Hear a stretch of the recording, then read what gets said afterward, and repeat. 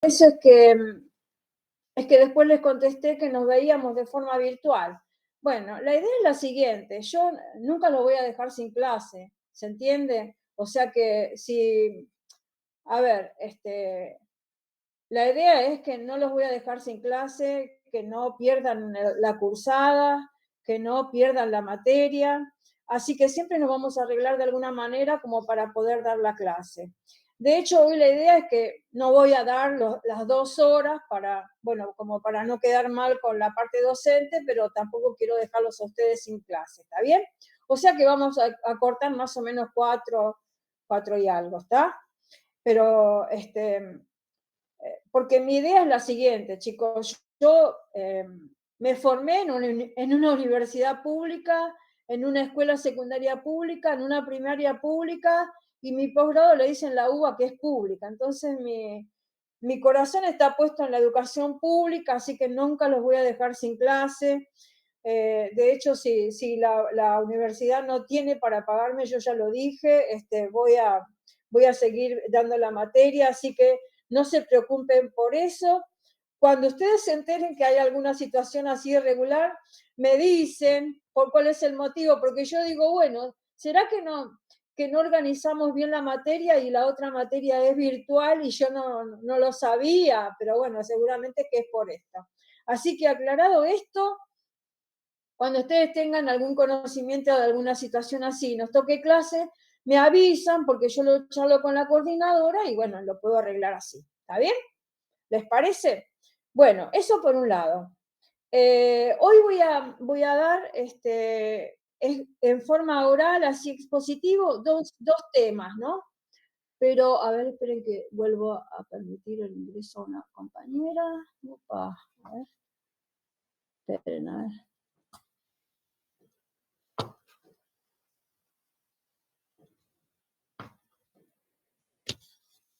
Ahí está. Ahí está. Bueno, entonces la idea es la siguiente. Voy a dar expositiva oral dos tramos de clase y después tengo preparado que se lo mandé a Sofi para que ella se lo comparta, 2 charlas más que son locutadas, ¿sí? Así que ahí tienen material locutado que ustedes lo pueden escuchar sin problema y el trabajo práctico. O sea que hoy voy a dar dos charlas de 2 temas, digo, y después repasamos el trabajo práctico para ver cómo les fue y también leemos el trabajo práctico siguiente. ¿Les parece? ¿Les parece? Sí, perfecto, profe. Bueno, entonces ahora voy a compartir pantalla. ¿Está? Esperen que ando luchando con el mouse, ahí. Acá. Cualquier eventualidad, por favor, me lo preguntan, me interrumpen. A ver. Esperen que voy a abrir esto.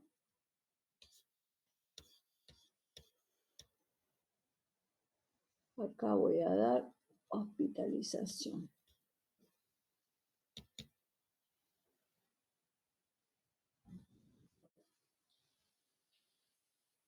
Entonces.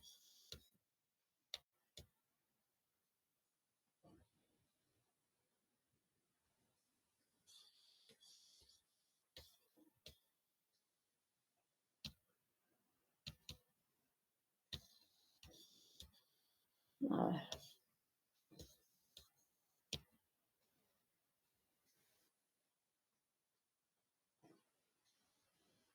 Tengo que encontrar la presentación.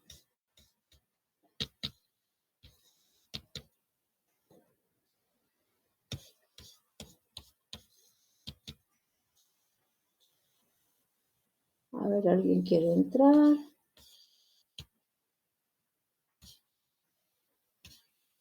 A ver, admitir.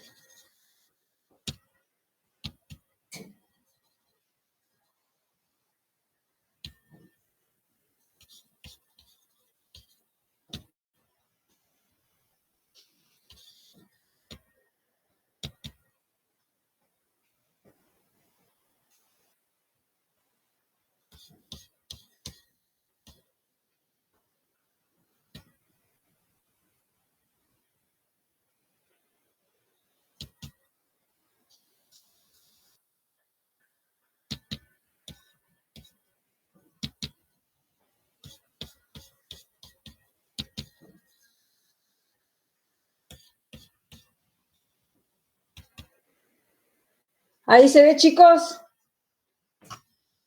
Sí, profe.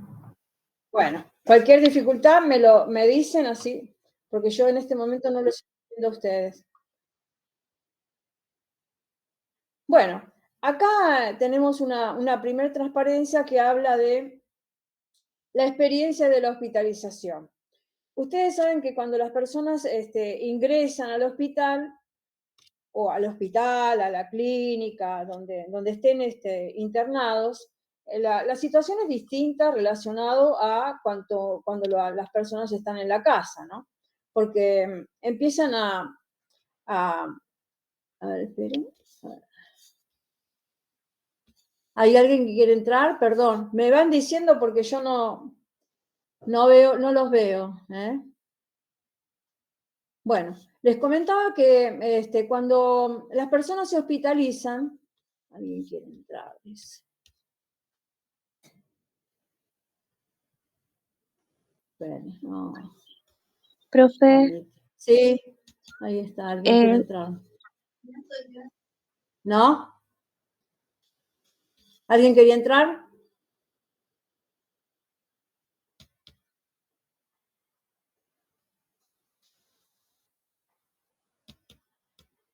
Oh, lo que pasa es que cuando tengo que centrar a uno, vuelvo a salir de la presentación y se me complica. A ver.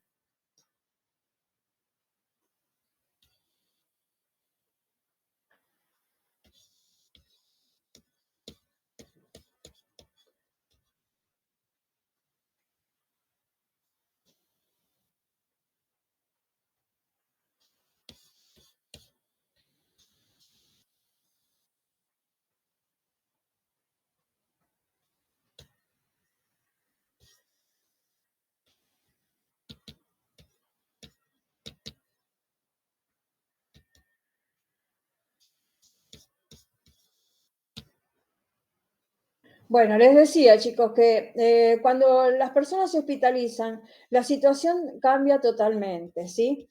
Porque, bueno, uno se encuentra en lugares que son desconocidos, ¿sí? Hay muchas situaciones o factores que están relacionados con la hospitalización que hace que estemos en lugares desconocidos y que pasan muchas cuestiones en el hospital y que bueno, y que de pronto las personas desconocen, ¿sí? Por ejemplo, ustedes saben que cuando se ingresa hay reglamentos en los hospitales que hay que cumplir. Hay reglamentos, políticas, normas, ¿sí? Que están establecidas a partir de las situaciones que los mismos hospitales establecen, ¿sí?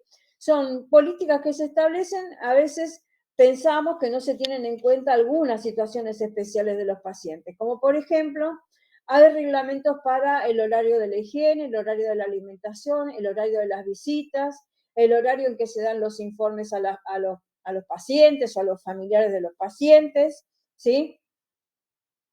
Por ejemplo, el horario de la higiene.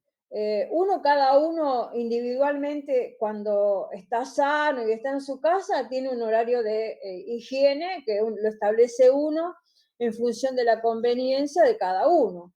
Alguien puede de pronto, qué sé yo, bañarse a la noche, alguien se puede bañar a la mañana, alguien se baña a media tarde, alguien, no sé, se baña todos los días y se lava la cabeza todos los días, alguien se baña día por medio, alguien se lava la cabeza 3 veces por semana, no sé, hay situaciones que hay personas que desgraciadamente por otros problemas no pueden bañarse todos los días porque carecen de servicios, porque carecen de posibilidades, que no tienen agua corriente, que tienen que calentar el agua en una olla o en una jarra. Hay dificultades que no se imaginan ustedes cuántas hay a nivel de cada persona y de cada familia, que a veces uno no lo puede entender, pero existen, ¿sí?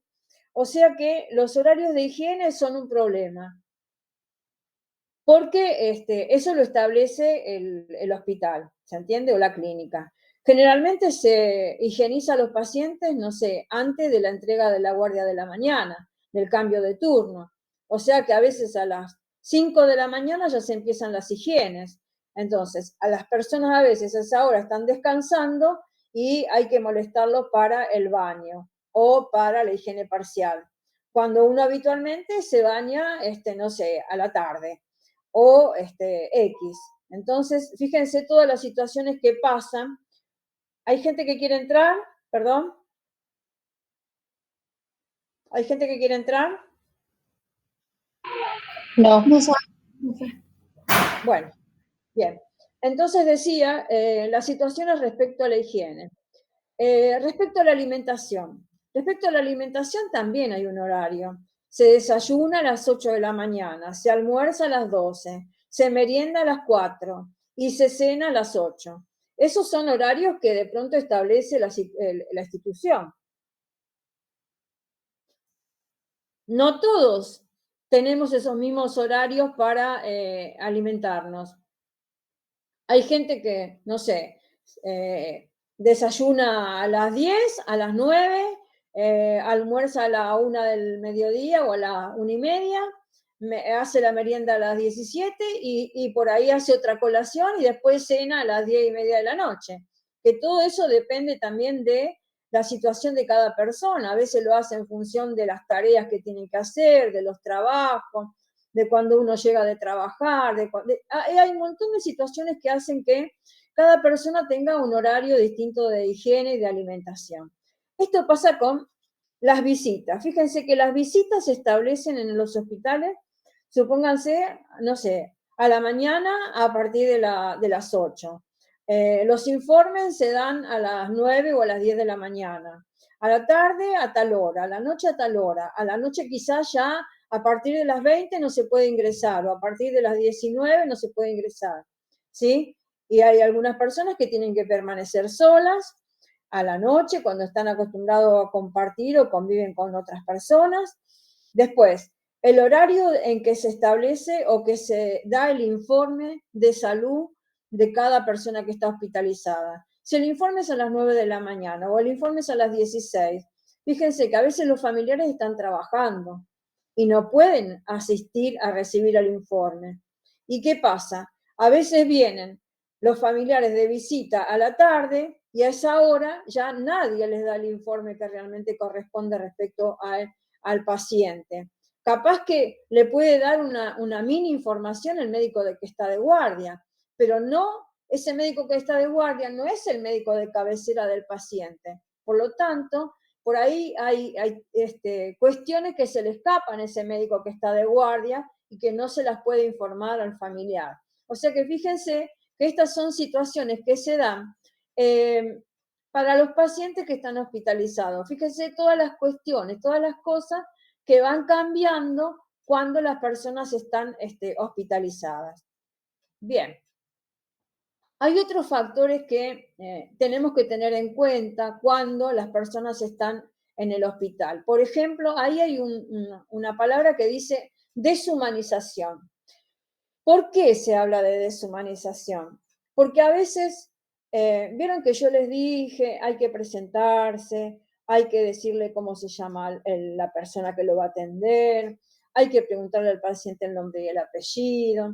A veces, el personal de salud puede ser porque esté muy apurado, puede ser porque tiene mucha cantidad de trabajo, puede ser porque se olvidó, puede ser porque no acostumbra, ¿sí? Y entonces no los tratan a los pacientes con nombre y apellido, ¿se entiende? A veces vienen, van a ver que lo van a escuchar ustedes más de una vez. Van a una sala y van a escuchar que alguien dice, ¿dónde está el paciente operado de vesícula? O sea, ese paciente operado de vesícula tiene un nombre y tiene un apellido. ¿Se entiende? Fíjense que ahí hicieron referencia al paciente por el diagnóstico que tiene. Tuvo una cirugía de vesícula, pero se llama ¿cómo? No sé, Mario Martínez, que se llama, no sé, Camila Herrera, no sé, tiene nombres, ¿no? Nombre y apellido esa persona. Otros dicen, ¿qué pasó que el paciente de la 35 no está? ¿O dónde fue el paciente de la 35? No, a ver, ese paciente que está ubicado en esa habitación y que tiene un número de cama, ese paciente tiene nombre y apellido, se llama Camila Herrera, se llama, no sé, Mario Martínez, no sé, X, ¿se entiende? Ese paciente tiene nombre y apellido, tiene una entidad, tiene una identidad, ¿se entiende? O sea que estas cuestiones tenemos que tener presentes. También hacen número de referencia de la cama. ¿Dónde está el paciente de la cama 18? De tal habitación. ¿Se entiende? O sea, siempre esto de no hacer referencia con nombre y apellido a las personas hace que la persona se deshumanice. O sea, no lo estamos tratando como un ser humano, lo estamos tratando como una cosa. ¿Se entiende? Entonces, siempre tengamos presente esto. Por eso ustedes saluden, pregunten cómo se llama, trátenlo por el nombre. ¿Sí? No es difícil esto. Otra cuestión que a veces le sucede a los pacientes cuando están hospitalizados. No participan en las decisiones. A veces se establecen diagnósticos, se establecen prestaciones, pero no se participa al paciente, ni de la información, ya sea de lo que el paciente está teniendo, de lo que al paciente se le va a realizar en cuanto a algún estudio y demás. No se tiene en cuenta eso y entonces no se le dice al paciente. Alguien va de pronto y le hace un estudio, alguien va y le cuelga un suero con una medicación, pero el paciente no sabe, ¿sí? Qué medicación le están pasando, qué le están haciendo. Entonces, por eso es importante que uno le informe al paciente de las diversas situaciones, no solamente que le informe al paciente las diversas situaciones, sino que también uno le pregunte qué considera, si está de acuerdo, si no está de acuerdo. Si el paciente no está de acuerdo, bueno, hay que explicarle los motivos por los cuales se le está realizando tal prestación o tal cuidado, o por qué motivo se le está infundiendo esa medicación, o por qué ustedes le tienen que dar esa sustancia de contraste para que ingiera, porque a veces no lo quiere tomar, pero bueno, hay que decirle cuál es el beneficio de que a partir de que tome la sustancia de contraste van a poder hacerle el estudio. O sea, todas esas cuestiones hay que informárselas al paciente. Le digo una sustancia de contraste como puede ser otra, ¿sí? Entonces, es importante que nosotros se lo podamos transmitir al paciente para que el paciente decida, o si no está convencido, uno trata de persuadirlo y de esa manera uno puede obtener la colaboración del paciente, ¿no? Cuando uno lo hace partícipe de las decisiones. Bien. Si ustedes creen que no entienden algo, me interrumpen. Hay otra situación que también tenemos que tener en cuenta cuando nosotros estamos tratando a un paciente y considerarlos. Las personas cuando se hospitalizan se separan de sus seres queridos, ¿sí? A veces hay mamás, hay papás, tienen niños pequeños, que a veces el hecho de que sean niños pequeños los invalida para ingresar a algunos hospitales o a algunas salas que son especiales, por los peligros que puede tener un menor al introducirse en un lugar que está colonizado o porque siempre se trata de preservar a los niños. Entonces, a veces esas madres o esos padres extrañan a sus hijos, o por ahí las personas que son mayores también extrañan a sus hijos, ¿sí? Y también es mutuo el afecto entre los lazos familiares. Entonces, esta cuestión de quedarse solo, de permanecer solo en una habitación, esto, los niños también, cuando son internados los niños pediátricos, que si bien nunca están solos porque están internados o con la mamá o con el papá o con el tutor que se haga cargo, no están solos, pero sí están separados del resto de la familia, capaz que tienen hermanitos y no los tienen ahí, no los pueden ver, capaz que son del interior y entonces están derivados en el hospital por alguna prestación especial o por alguna patología severa que tenga que no lo pueden tratar en su lugar de origen. Entonces están separados de la familia. O sea, todo esto de la soledad y de la separación de los seres queridos es muy importante a tener en cuenta. Y a veces uno hace salvedades porque, bueno, nosotras como enfermeras, enfermeros, a veces hacemos que se puedan comunicar por videollamada, o que traigan alguna foto de la familia, o que, no sé, alguien le mande el dibujo, un dibujito a los padres o a los hermanitos y demás, como para que de pronto no se sientan tan solos y se sientan con cuestiones que son relacionadas con los afectos familiares. Después, otra situación que se sucede en las personas cuando están hospitalizadas es la ausencia de la privacidad. Vieron que yo les comenté la semana pasada que hay algunas habitaciones que son compartidas con 2 unidades y que están tabicadas por un biombo, por una cortina y demás. Bueno, a veces eso hace que cuando las habitaciones son compartidas, las unidades, perdón, son compartidas en una habitación, hay un poco de privacidad que se pierde, porque a veces las conversaciones entre el paciente y la familia, entre el paciente y el médico cuando le da un diagnóstico, cuando le da alguna comunicación, son escuchadas por el otro paciente, a veces por la otra familia que está acompañándolo al otro paciente, y entonces hay ausencia de privacidad. No siempre se tiene cuidado de salir afuera, bueno, cuando está saliendo, perdón, no se sale adentro, de salir para comunicar una noticia o para dar la comunicación de un diagnóstico. Entonces, eso hace que el resto de la gente que esté en la habitación, que no sea familiar, escuche conversaciones que por ahí son privadas, ¿sí?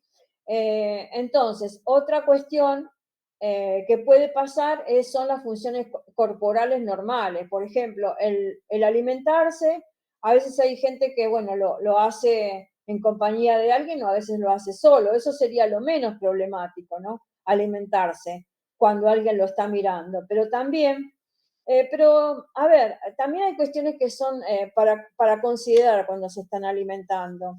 A veces depende de la patología que el paciente tiene, a veces le faltan las piezas dentales, a veces tiene alguna alteración a nivel de la parte orogástrica o de la boca, y entonces no quiere que lo vea el resto de la gente con la enfermedad o la lesión que presenta a nivel de la boca, o no le gusta que lo vean sin la parte de los dientes o de los maxilares y demás, depende de la patología. Entonces esas son cuestiones que hay que considerarlas también cuando están los pacientes hospitalizados. Otra cuestión es las funciones corporales respecto a la eliminación, la necesidad de eliminación. Ustedes saben que cuando alguien está internado, si bien hay habitaciones que tienen los sanitarios donde el paciente puede ir al baño y trasladarse, eso puede ser, pero si el paciente no deambula, o sea que no camina, y y va a defecar y va a orinar en la cama, uno le tiene que alcanzar la chata si va a defecar, o para orinar a las mujeres, o el orinal para los varones, pero bueno, no es fácil mostrarse en esa situación, ¿sí? Porque hay ruidos corporales, hay situaciones que uno no las comparte. O sea, cuando uno va al baño de su casa es privado, ¿sí? Y entonces fíjense que no está acostumbrado que alguna otra persona esté mirando cuando uno está defecando, orinando, ¿sí? No. Entonces, eso es dificultoso, el paciente se pone mal, entonces hay que darle la privacidad en ese momento al paciente. Si el paciente va a orinar o va a defecar, bueno, se le alcanza, en este caso, nosotros le alcanzamos el orinal o la chata y ponemos el biombo y nos vamos. Y después volvemos. Pero, ¿por qué les cuento esto? Porque también puede pasarlo a ustedes cuando el paciente va al servicio de ustedes y de pronto tiene que orinar o que pide una chata o pide un orinal. Entonces, esto hay que tenerlo presente. O ustedes de pronto van a hacer una prestación a la unidad del paciente y el paciente está en esta situación. Entonces, hay que respetar ese momento, esperar y después volver. Si uno da vuelta ahí en el office y después vuelven ustedes para que no se vayan al servicio de ustedes y después tengan que volver. para que no se pierda el turno del estudio.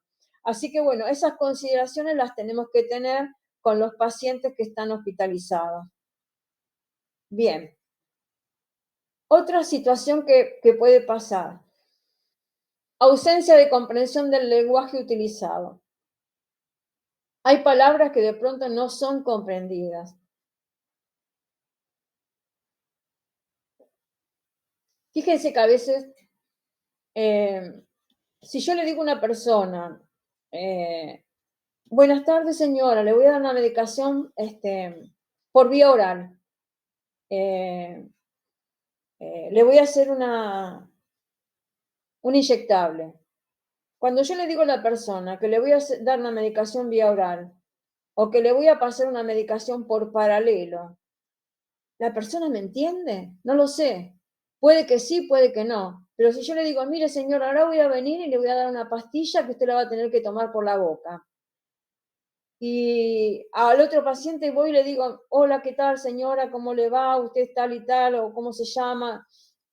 Bueno, mire, el médico le dejó indicado que le coloquemos un suero, o sea que va a ver que le voy a colgar un sachet acá en este soporte y le voy a hacer un pinchazo en la vena para que por ahí entre esta medicación que el médico le ordenó, ¿sí? Que le voy a pasar un antibiótico que se llama ampicilina, pero usted no se preocupe porque le va a caer directamente a la vena, ¿sí? Fíjese lo distinto que es cuando uno le habla con palabras que el paciente puede entenderlo, así uno viene y se manifiesta al paciente con palabras o léxicos que no son entendibles, ¿sí? Así que por eso les comento que las palabras a veces no se entienden. No sé si les habrá pasado o habrán visto algún familiar o algún amigo o amiga que a veces cuando uno se tiene que hacer un estudio le dan lo que se llama el consentimiento informado. Se lo da un administrativo y usted se va y le dice, bueno, mañana tráigalo firmado para cuando se haga el estudio. Y ustedes se encuentran en la casa con una hoja que dice un montón de palabras, ¿no? Que no son entendidas porque son habladas o escritas con léxico médico, entonces no se entiende. Lo importante es que alguien les explique con palabras sencillas y entendibles todo lo que se le va a hacer al paciente. ¿Se comprende? Esto nos pasa a nosotras las enfermeras, les pasa a los médicos y les va a pasar a ustedes también. Por eso, esto es importante. Los pacientes se sienten en un lugar que les es ajeno. Por supuesto, nadie es dueño del hospital, nadie está acostumbrado a estar en una unidad hospitalaria. Miren, se lo digo desde la experiencia propia. Yo prácticamente la mitad de mi vida, más de la mitad de mi vida, me la pasé en los hospitales, pero como profesional de la salud, ¿sí? O ejerciendo mi profesión de licenciada en enfermería o ejerciendo mi profesión de profesora universitaria. O sea que los pasillos del hospital, las unidades de los pacientes, el hablar con el paciente, el ir al terreno, lo tengo conocido, ¿sí? Pero nunca es lo mismo ser un profesional a estar en una cama, ¿eh? Es totalmente distinto. Así que por eso siempre es ajeno. Por más que me venga a atender alguien que yo conozco, mi situación de paciente no es la misma que la situación de profesional o de venir de afuera, ¿está? Así que siempre es un lugar ajeno. Después lo otro que, bueno, a veces hay que tener cuidado que hay pacientes que pertenecen a otras etnias, a otras nacionalidades y hablan otros idiomas. Así que eso ténganlo presente. A veces en los hospitales están lo que se llaman ¿cómo se llama? No me acuerdo en este momento, pero son los comunicadores transculturales, se llaman, ¿no?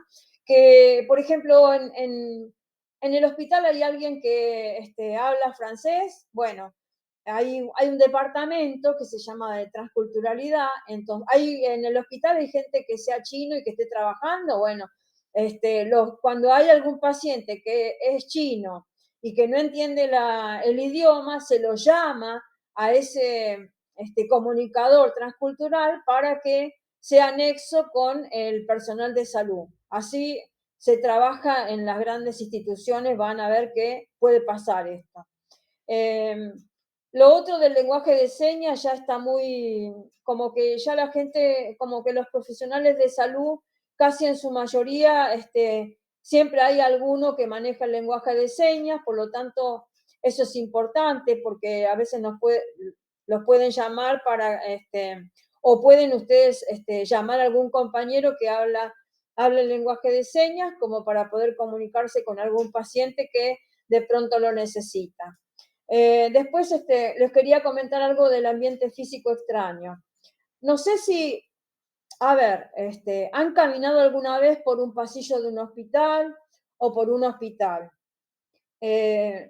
Nosotros que somos profesionales de la salud, que caminamos los pasillos de los hospitales o que entramos a los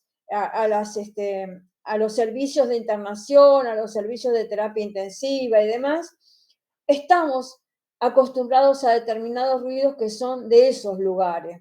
Pero si no, cuando ustedes empiecen a hacer las prácticas, hagan un ensayo de caminar por los pasillos de los hospitales o por acercarse a los sectores de internación o a los sectores, aunque sea hasta las puertas, que lo dejen entrar hasta el hall de los servicios intensivos. Van a ver que las situaciones cambian. Primero, uno tiene vistas, ¿no? Si está, aunque sea en la antesala de un servicio de internación crítico, de una terapia intensiva, van a ver que uno mira, se para y mira para todos los lados y van a ver que hay ventanas con vidrios o unidades que son todas vidriadas, donde por dentro está el paciente con camas que son complejas, conectados a respiradores, conectados a monitores.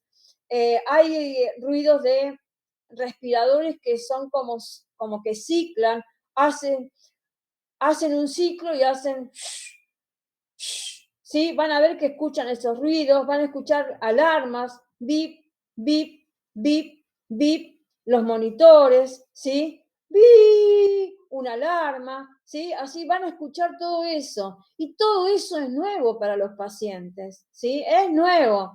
Van a escuchar una bala. Vieron que los servicios de internación ahora en los hospitales tienen lo que se llama una bala, un dispositivo de bala. ¿Qué es eso?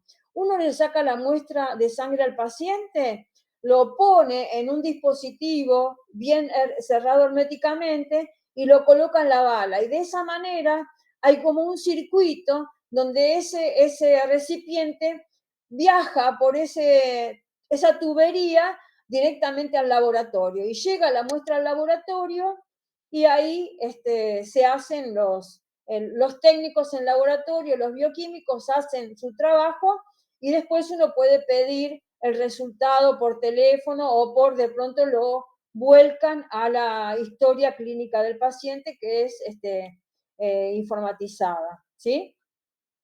Así que eso también hace un ruido cuando la muestra del recipiente hermético sale. O sea que todos esos son ruidos o ruidos de pronto de carros con la alimentación, de carros con tubos o de aparatos que se trasladan. Son ruidos que de pronto son propios de esos lugares de internación. Y van a ver que los pacientes a veces se sienten como que se asustan de los ruidos o se asustan de los tumultos, los bullicios. Por eso hay que respetar y tener cuidado con esto, de no hacer ruidos que de pronto hay gente que trabaja a la noche y que, bueno, trabajar a la noche es como trabajar de día, uno está vigil, despierto y demás, pero los pacientes están descansando, por lo tanto hay que tener cuidado de no hacer ruidos que molesten a los pacientes por la noche, ¿no? A veces están hablando, y bueno, o se ríen a las carcajadas, pero bueno, hay que respetar que el paciente está descansando, ¿está? O sea que hay que tener cuidado de todas estas cuestiones cuando uno está trabajando respecto a los pacientes. Bien, esto ya se los dije, los monitores. Esto también es importante. A veces hay pacientes que están con oxígeno y los pacientes a veces cuando están oxigenados o está conectado al oxígeno central y tiene de pronto un dispositivo por donde pasa el oxígeno y hace como una especie de burbuja, y eso también hace un ruido, o en algunos casos cuando el paciente está con un neumotórax y está con un drenaje bajo agua, está conectado también a una bomba, y esa bomba también, donde pasa el oxígeno y el aire que el paciente tiene en su neumotórax se tiene que eliminar, pasa por esa bomba presa y también hace ruido. Hay también pacientes que están en estado, no digo grave, pero a veces hay pacientes que están doloridos, que se quejan, que están nauseosos, pero que en algunos casos pueden estar llorando.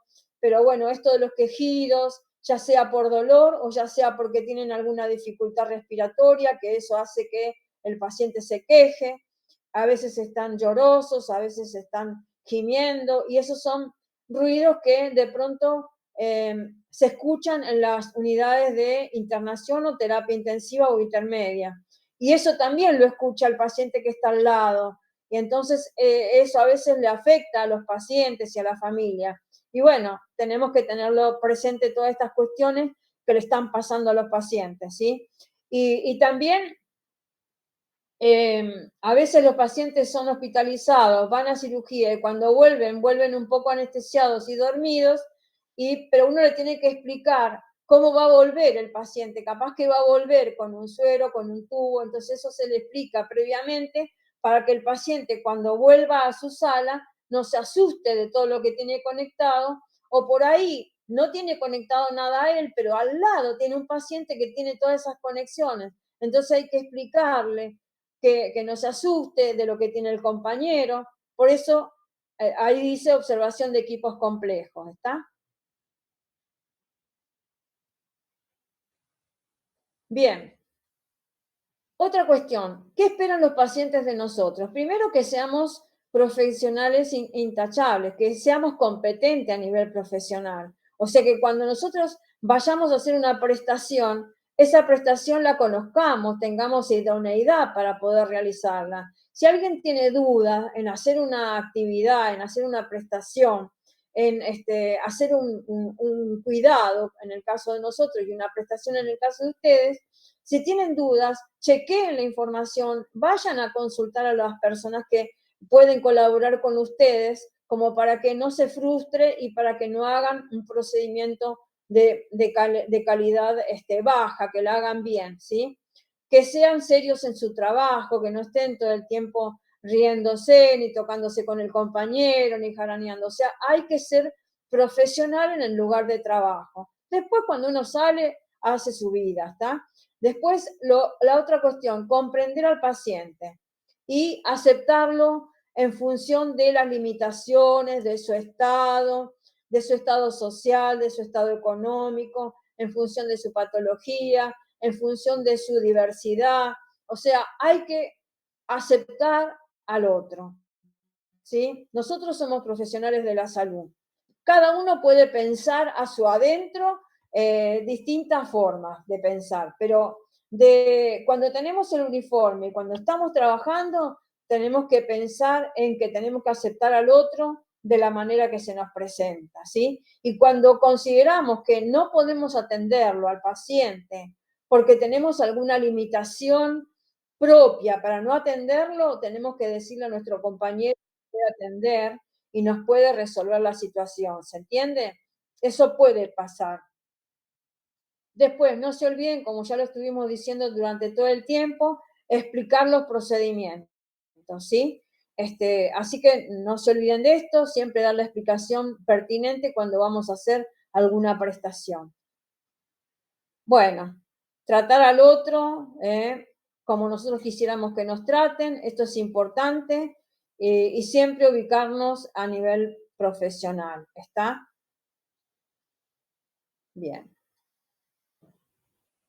Hasta acá este tema.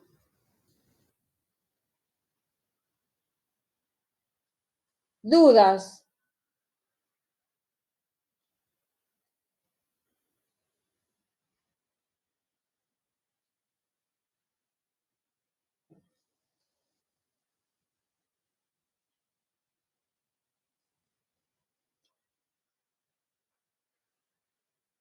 ¿Alguna duda? ¿Están ahí? No, profe, todo bien, gracias. Bueno, ¿el resto está bien? Sí, profe. Bueno, entonces voy a tratar de darle un pantallazo nada más de mecánica corporal, ¿sí? Le voy a dar un pantallazo nada más. Porque tengo hasta las 4, me pusieron ahí cuando pedí el Google Meet. No sé si puedo seguir, pero bueno. A ver. Tienen que cortar y hacerlo de vuelta, profe. Ah, cortar y volver. Claro. Si me cortan, vuelvo. ¿Así es? Ah, bueno, gracias. Igual vamos a terminar un poquito antes. A ver, voy acá. Esperen que abra la elemento mecánica. Entonces voy acá. Hago así. Ventana.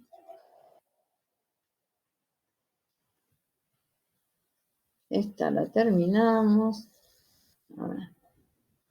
Esperen que esta la termino.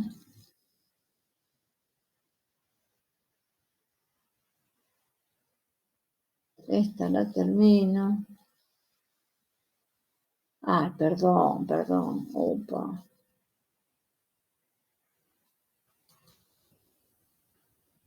Disculpen, que la borré.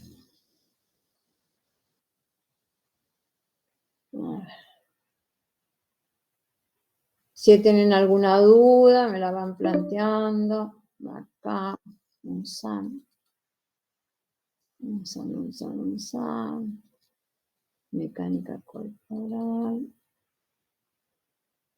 Bien.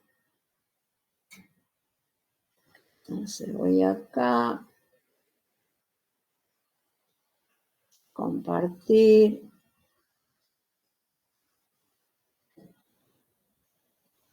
Bueno, acá voy a empezar a charlar un poquitito de mecánica corporal. Cuando ustedes la vuelvan a ver, van a ver que la primera parte está hablada, así que la vamos a poner porque la primera parte está locutada.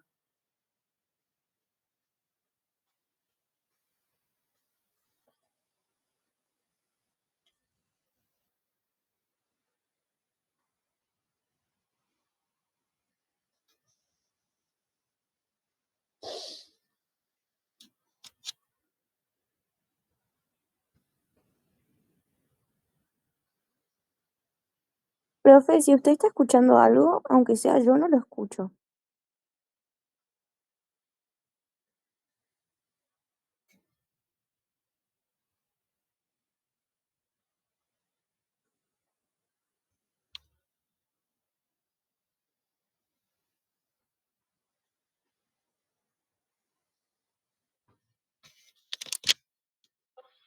Hay todo un tiempo y todo un trayecto que hacer profesionalmente. Entonces, eso implica que ustedes tienen que cuidarse como personas y en este caso vamos a hablar de lo que sería el cuidado de la parte de la musculatura, de la parte ósea, porque ustedes como futuros profesionales van a atender pacientes en su sala de diagnóstico, cuando se encuentren en la sala de diagnósticos, o sea que van a recibir los pacientes y a esos pacientes los van a tener que colocar en determinadas posiciones para poder hacer los diagnósticos. A veces los aparatos que ustedes utilizan dentro de la sala de diagnóstico hay que posicionarlos en una altura, correrlos, girarlos, y bueno, eso implica que ustedes muevan partes del cuerpo, a veces van a tener que levantar brazos, a veces van a tener que caminar, a veces se van a tener que agachar, bueno, van a tener que realizar distintos movimientos para poder trabajar con los aparatos y para poder hacer los diagnósticos y posicionar a los pacientes. Eso cuando ustedes están en la sala de procedimiento. Habrá otros casos donde los pacientes son más complejos y no se pueden trasladar al lugar donde ustedes están trabajando, que sería la propia sala de ustedes de procedimiento. En ese caso, ustedes se van a tener que trasladar hasta las unidades de los pacientes que ya vimos anteriormente, y no solamente van a tener que trasladarse con un chasis para hacer una placa, porque en algunos casos el aparato de rayos se encuentra en los distintos servicios. Por ejemplo, en el sector 19 ustedes se pueden encontrar un aparato de rayos, ¿se acuerdan cuando vimos unidad de paciente? Pero si ustedes están en otro tipo de hospital, puede ser que haya un solo aparato para todo el hospital y tienen que trasladarse con el aparato a la unidad del paciente. O en otros casos, cuando ustedes hacen estudios mucho más complejos y los pacientes no se pueden trasladar y que ustedes pueden trasladar los aparatos de alta complejidad hasta la unidad, tendrán que trasladarlos. Y esos aparatos a veces son pesados, a veces no, pero al tener que trasladarlos tienen que usar partes de su cuerpo para poder hacer distintos movimientos. Entonces, ¿qué vamos a ver en esta unidad? Bueno, que ustedes se tienen que cuidar para poder hacer todos esos movimientos y esos traslados. Ustedes van a ver posición de paciente y movilización de paciente. No es que ustedes como profesionales se dediquen exclusivamente a posicionar y a movilizar pacientes en la cama, pero lo tienen que saber porque a veces el paciente cuando está en la cama tiene una determinada postura y ustedes lo van a tener que acomodar para poder realizar el estudio diagnóstico. Y luego que terminaron de hacer el procedimiento, tienen que dejarlo en la posición original del paciente. Eso por un lado. No olviden que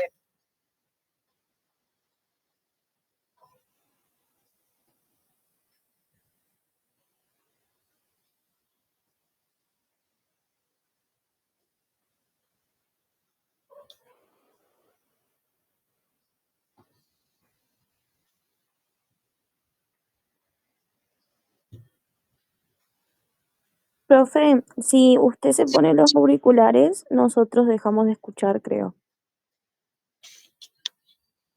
¿Ahora? La sala de procedimiento. Ahí se escucha de nuevo. Ustedes van a ir viendo cuáles son aquellos procedimientos que son propios para el paciente y son nocivos para el resto de los integrantes o personas acompañantes o tutores o familiares. Y no se olviden de cuidarse ustedes con las protecciones especiales que tienen como futuros profesionales de diagnóstico por imágenes. En esta unidad... Bueno, hasta ahí, chicos, era lo que estaba hablado, pero ahora lo que voy a hacer es seguir dándolo en forma oral, ¿sí? ¿Me escuchan ahí?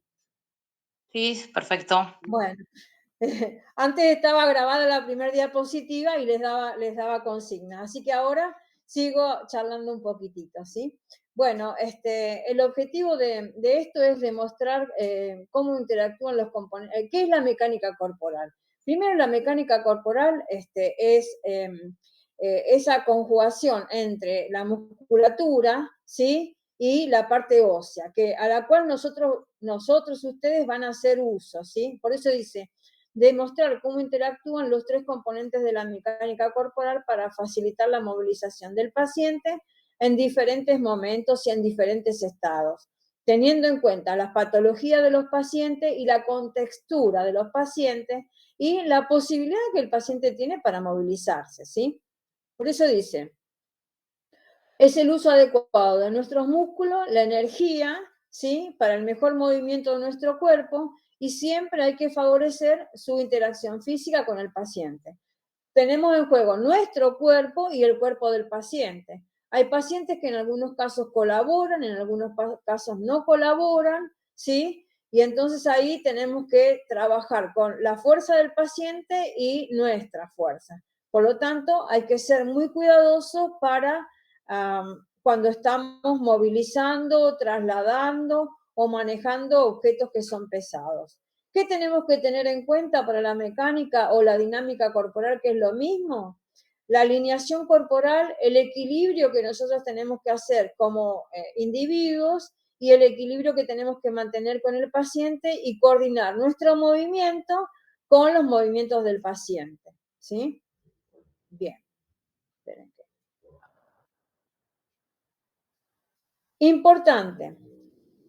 perdón, ¿cómo vamos a mantener nosotros el equilibrio? Primero, tenemos que entender que usamos estos 3 elementos, muy importantes. El eje de gravedad o línea de gravedad, que es la que pasa en nosotros como persona por la columna vertebral.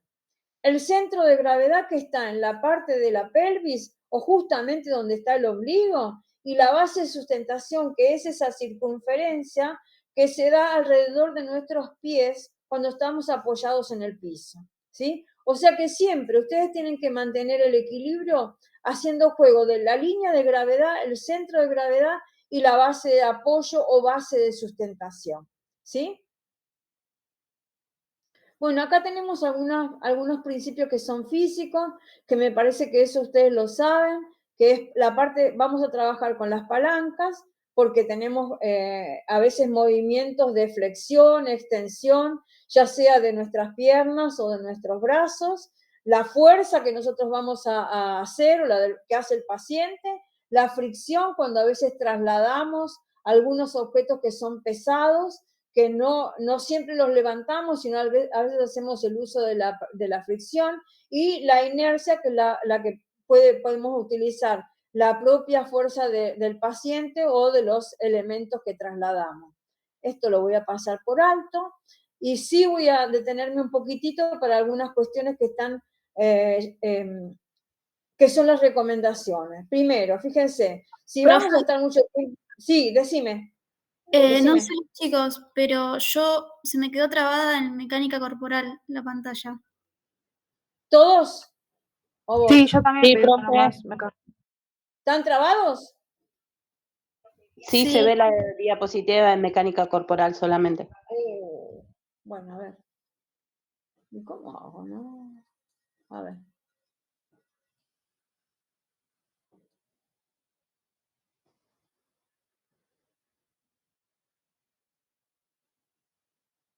A ver, hago acá fin.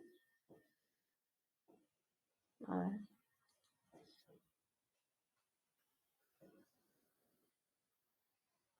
¿Ahora? Yo veo igual mecánica Sí, corporal. igual. Igual. Bueno, a ver. Tendría que tocar la siguiente diapositiva, ahí se va a ir moviendo. Sí, ya la toqué. Ah, ahí se está moviendo, profe. ¿Ahí? Ahora Pero sí. la ven la ven en chiquito, pero la ven en chiquito, no la ven en presentación. A ver si la puedo poner en presentación.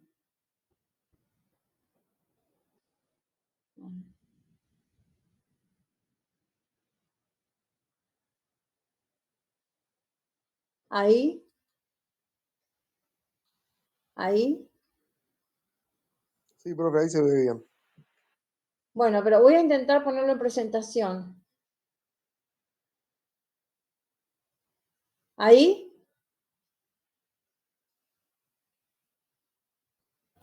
No se ve, no se mueve la... Bueno, entonces lo voy a dejar en chiquito, ¿no importa? Igual lo podemos hacerle zoom, profe, no hay problema. Bueno, lo voy a manejar así, ¿les parece? Así pueden Sí, verlo.